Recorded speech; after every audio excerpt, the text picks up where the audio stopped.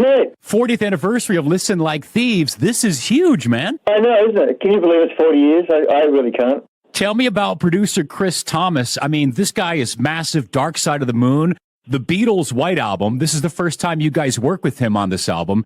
Did you just say, hey, whatever this guy says, if it's good enough for the Beatles and Pink Floyd, it'd be hard to argue with him in the studio, right? Well, exactly. I mean, we brought him in as and he was a hard taskmaster. As we always used to joke, he was like having the headmaster with you at all times. But we picked him because his history, and as you say, the Beatles and Pink Floyd, the Sex Pistols, the Pretenders, and for us, the big one was early Roxy music. Because as the Farris brothers, we used to play early Roxy music songs to learn how to play. Yeah, that was a really big part for us. But we got him on board because even more so, he's a song producer, which is a rare thing. Like to have someone who really can help with songwriting and arrangement. And once he signs off on that, you got a good song. So did he hop on songs at all and be like, hey, I was thinking on the bass, maybe play something like this? Because he's also a pretty good musician. Again, like you said, he's got different skills than the average producer. So did he hop on any instruments at all, either on the album or just to kind of show you guys in the studio? He'd never pick up an instrument, but he'd just sit with you and let you, make a suggestion and let you evolve, because he didn't want to, really impose himself, because he trusted us as players.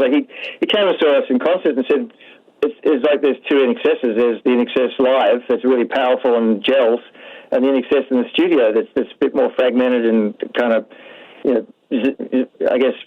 kind of crazy. And we agree with him to a large degree. So for that album, he had us play and rehearse the songs, the demos, doing it completely live in the studio. So that's the thing with Chris is that he brings a pedigree that you can't ignore. And as far as him, influencing people's parts, he would just make a little suggestion and he'd work on it, and then all of a sudden he'd go, it gels more, with this and that. It's just minor part, very small, because we knew what we were doing, but very small inclinations towards this or that. Talking about your live show impressing him, didn't it also impress Freddie Mercury? Didn't you guys open for them and they're like, hey, you got to come on tour with us? Is that true? Yeah, we supported them at Wembley Stadium last minute, because they did a couple of nights at Wembley Stadium.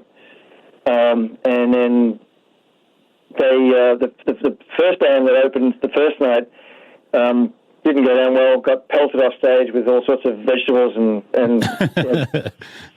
kitchenware. And then we got asked last minute, you want to do it? We went, absolutely. So we went up there and played, and then Freddie came all the way around Wembley Stadium to our dressing room, and he's ready with his microphone stand, and he dressed to go on stage, and just, which is very rare for someone of his magnitude to do that. So he loved it. And next thing you know, we were invited to go on tour around Europe with him, which was just, for a band of blokes from Australia, from Sydney, touring with Queen. The invitation of Queen was heaven, a dream come true. Now, what about being in Australia? What about ACDC? I had heard that did they play your school, like a school dance or something like that? And that must have been over the top. Yeah, they played. It's called the Forest Bop. Forestville, we grew up in French's Forest, and the next suburb is Forestville, and they basically our school dance was always at the Forest Bop, as we call it, the Forest Bop, and they played there. So when in 74 or 73, so as a young kid, I'm seeing ACDC play, set up on a wooden floor with their gigantic Marshalls, and once I saw that, there was no turning back. I mean, you've got to get into rock and roll after seeing that. Oh my gosh, I couldn't imagine. And tell me about GGB basses. You make your own basses, and when I say you make your own basses, you're designing your own pickups, you're soldering, you're doing this all, right? Yeah, I did. I studied woodwork at school, and then electronics for about a couple of years after school until music took over.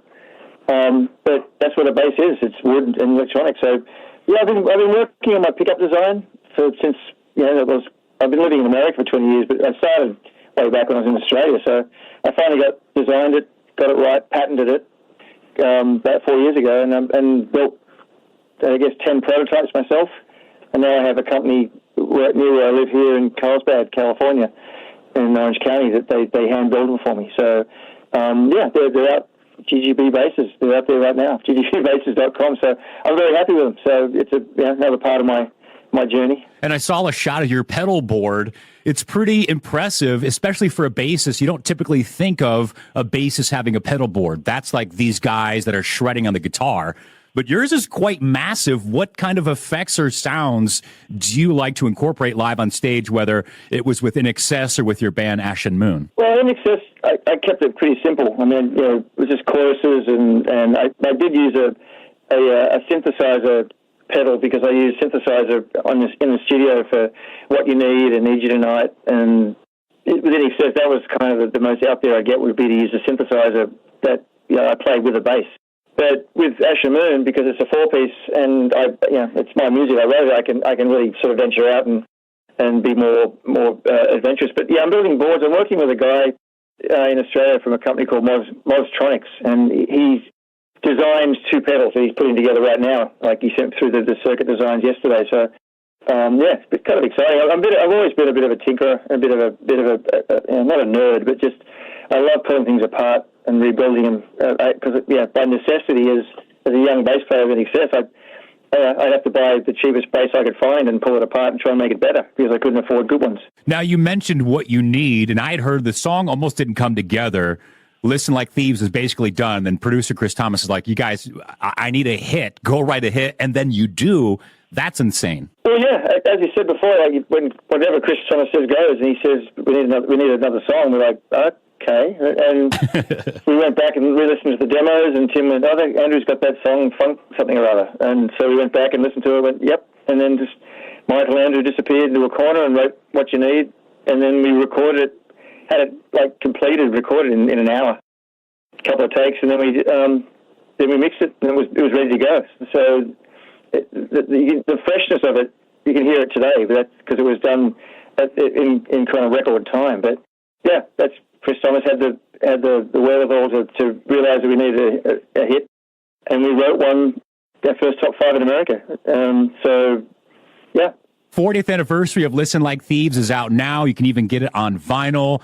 Gary Beers from INXS. Gary, thanks for talking to me today, man. I love the album. Thanks, Forrest. It's great to talk to you, and things are good. Great down in Boise. Things are going good. How does it feel as an Australian living in America? Do you tell people, well, I'm not American, I'm Australian, but I live in America? Or do you just tell people, yeah, I'm part of this too, I'm an American? Yeah, America's been a big part of my life. I've been coming here since '83, and also if I look at my musical influences, a lot of it was America, and a lot of stuff was English bands loving America as well, like Zeppelin singing about going to California, and so it was always this mythical place. And to come here in '83, instead of going to UK like all Australian bands did in the day, we came here because that was our musical influence of the American groove. So it's great living here. I've got my 13-year-old twins, so it's great to be part of the American culture.